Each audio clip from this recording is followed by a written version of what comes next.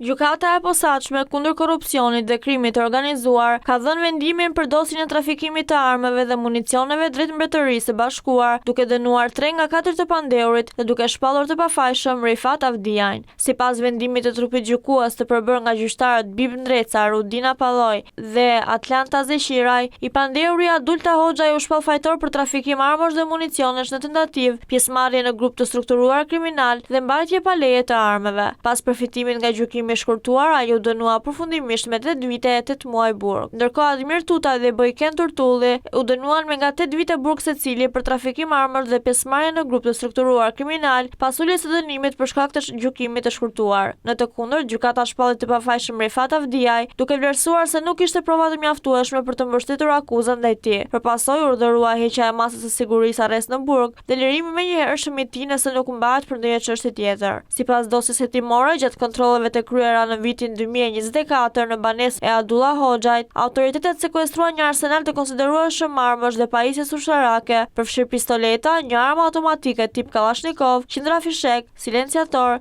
dylbi optike, pajisje lazer, elektroshok, pranga dhe pajisje të tjera taktike. Gjykata vendosi konfiksimin e armëve, municioneve dhe sendeve të sekuestruara, ndërsa disa automjete dhe pajisje elektronike do të mbeten objekt i hetimeve të mëtejshme pasurore dhe procedimeve të ndara. Palët kanë të drejtë të ankimojnë vendimin në gjykatën e posaçme të apelit brenda 15 ditëve nga komunikimi i vendimit të arsyetuar.